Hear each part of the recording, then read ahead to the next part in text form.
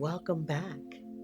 If you are new here, find your AirPods, find a comfortable place to land, and just settle in for a moment. There is no rush. This is that kind of space.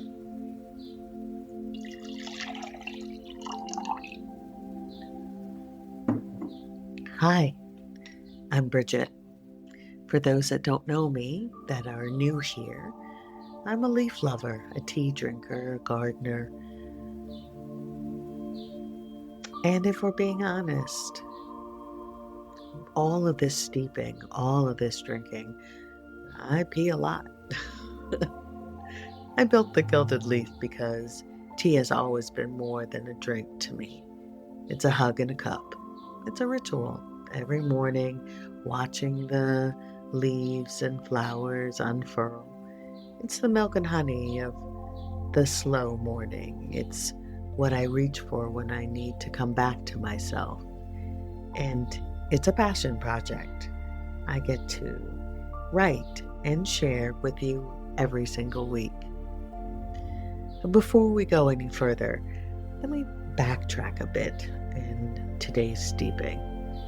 Today, this podcast stands alone. It does not connect with the other podcasts that I do throughout the week.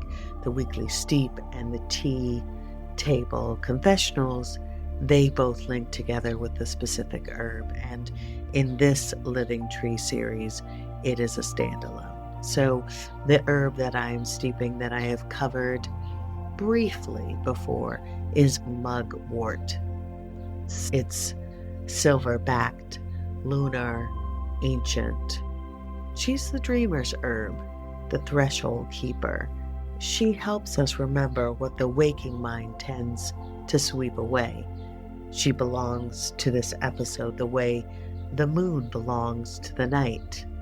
Not decorating it, but defining it. So, if you have a cup, well, brew a cup if you have it. Set it beside you. Let her work while we work.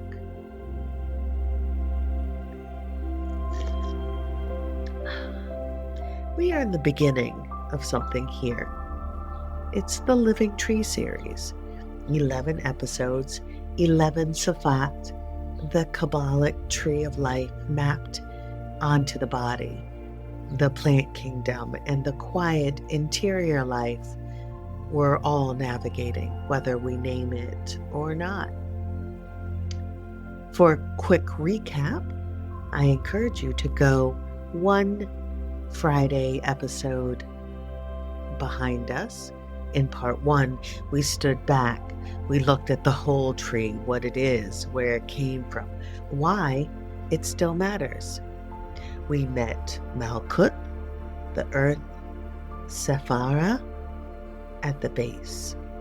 And we talked about dandelion root and burdock root, the herbs that go down first with their roots so everything above them can hold.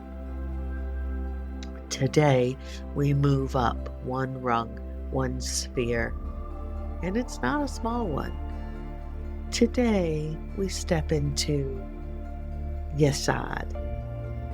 And here's a note. Because we're going from the root up, the Tree of Life in the traditional numbers, the tree from the crown down, we are beginning at the roots going up. So while Yesod carries the number 9, she is the second place we are learning to stand. So I just wanted to be clear with that. Yesod in Hebrew means foundation, and please give me grace with these words because they are hard to pronounce. I'm trying my best. But Yesod is not a foundation the way concrete is a foundation. It's not solid ground. It's the dream beneath the ground. It's the image that precedes the form. It's the invisible infrastructure that makes the visible world possible. The etheric body, the subconscious, the tidal field of memory and longing. and pattern that runs just below the surface of everything we think we know about ourselves. The tree of life, Yesod, sits on the middle pillar. The path of the arrow is what it's called, positioned just above Malkuth, which we learned about last week, just below Tiphareth, the heart center. It is the gathering point, the place where all the energy moving down from the upper Savat pools and distills before it finally touches Earth. Think of it as the moon's territory, because in Kabbalistic correspondence, Yesod is ruled by the moon. And anyone who has ever felt the pull of a full moon in their body, by the way, the full moon this month is June 29th, but anyone who has noticed their emotions behave differently when the sky is bright at midnight, anyone who has dreamed more vividly in certain seasons, already understands Yesod even without the name. In the body, Yesod corresponds to the sacral center, the womb space, the reproductive energy, the seat of creative life force. And in TCM, we call this the lower dantian, the sea of chi, or the reservoir. It is where we hold our deepest emotional patterns, our most ancient relational blueprint, let's say.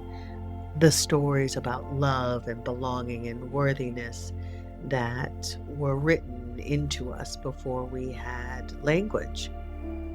This is the territory we are entering gently, with mugwort in our cups. Let me take a sip.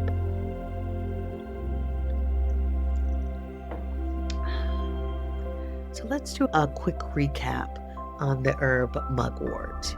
Mugwort is one of the oldest herbs in the human pharmacopoeia. She appears in Anglo-Saxon herbals, in Chinese medicine as the moxa herb, in European folk tradition as the traveler's herb, hung at doorways to protect those crossing thresholds.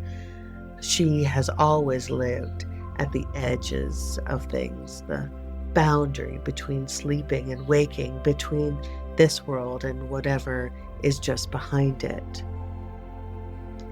She is Artemis's herb, the goddess of the moon, the hunt, the untamed feminine. Silver-backed leaves, when you turn one over and see how the underside catches light, like the belly of the moon reflected in still water. She provides a doctrine of signatures right there. She shows you what she does by how she looks, similar to the herb that we highlighted this week, violet, by her heart-shaped leaves as one that works with the heart energies. In Western herbalism, mugwort is known as a nervine, which works directly with the nervous system, and she moves what has become stagnant, especially in the sacral space. She stimulates blood flow, she regulates moon cycles, she loosens what has been held too tightly for too long. But her most famous work is in the dream space. Mugwort is an honorogenic herb. She enhances dreaming, not manufactures it. Enhances what is already trying to come through. She helps the subconscious speak more clearly. She tends the threshold between what the waking mind allows and what the deeper self is trying to surface. This is Yesod medicine. This is what the ninth Safa asks of us, not to manufacture revelations, but to stop suppressing it, to let what is cycling underneath actually complete its cycle, to let the dream say what the day will not.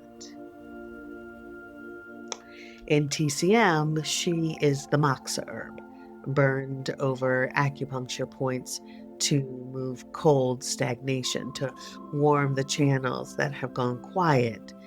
There is something profound about that, about bringing warmth to the frozen places, about using fire carefully, intentionally, to restore circulation to what has gone numb. Yesod asks us to do the same, to warm what has gone cold in us, to restore movement to what we have been holding still out of fear, habit, or grief.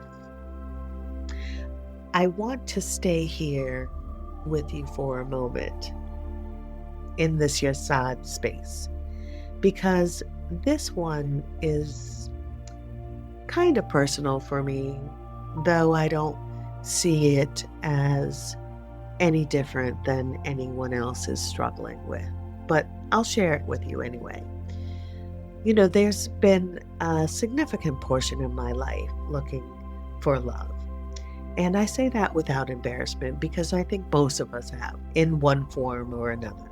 We look for it in relationships and work, in the way other people respond to us. We read the signs, we arrange ourselves, we wait. What Yesod has taught me slowly, the way the moon teaches in cycles, is that I was always looking in the wrong direction, not outward, inward. That the love I was searching for, the one I kept almost finding and then losing, was never outside of me to begin with. It was the thing I had to locate within myself before I could receive it anyplace else. Divine love is not something that comes to you. It is something you recognize in yourself, and then, only then, it has somewhere to land when it arrives from the outside. I have been held through that recognition in the quietest of ways. Those moments when you catch the clock at 111 or 222, 333, 444, 555. People call them angel numbers. I just call them the gentle hand on the shoulder that says, you are not alone. I've been seeing them for years, long before I had a framework for what they meant. They always came at moments when I needed to remember that something larger than my own confusion was paying attention. And so that's Yesod. That is the etheric holding, the invisible foundation, the reassurance that runs just below the surface of ordinary life, waiting for you to notice it. I think about that movie, Ghost. I know that might seem like an unexpected thing to bring into a Kabbalah series, but stay with me, because that film was never really about what happens after death. It was about the love that does not stop, the love that holds us through the transition, the love that finds a way through every veil, every threshold, every form of separation. Yesod is that love, the foundation that does not dissolve when the structure above it changes, the dream that persists even when the dreamer wakes. And mugwort, silver-backed, liminal, lunar, she is the herb that tends to that threshold. She helps us remember that love while we are still here. That is medicine I did not know I needed until I found myself steeping her on a full moon night and crying in the best of ways. We look outward for so long until we finally turn around. And there it is. It was always there. If you want to work with Yesod this week, here's where I'd begin. Watch the moon, just that. Notice where she is in her cycle. Notice how your body responds. Notice what rises in you when she is full, and also what you let go when she goes dark. Brew mugwort tea in the evening. She is gentle as a tea, earthy, a little bitter, with a warmth that settles in the chest. And if you want to add some kindness, add a little bit of honey, because honey makes life all the sweeter.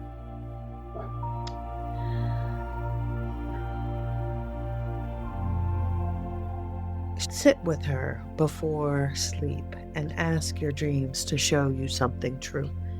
You don't have to do anything with what comes, just let it come. And if you want to go deeper, spend some time with your sacral space. Qigong is beautiful here. Even just slow circular movements with your hands over your lower belly. Even just breathing into that place and saying quietly, I am willing to feel what I have been holding. I am willing to let the cycle complete. That's enough. That is the whole practice. It's the willingness is the work. And so next time when you come back next Friday on the Living Tree series, we move up again to Parith, the heart center, the sphere of beauty, integration, the place where the above and the below finally meet in the body. We'll talk about what happens when the heart of the tree goes quiet, what herbs live in that center column, and what it means to be truly seen. I'm already looking forward to writing it. So,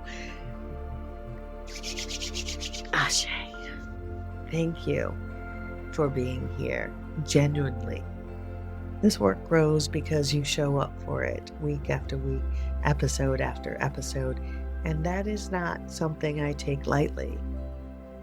If this episode moves something in you, pass it forward to one person.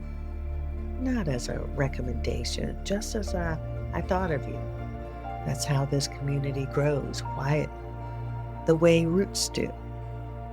So, this is Bridget, with a warm mug in hand, steeped in intention and offered with care.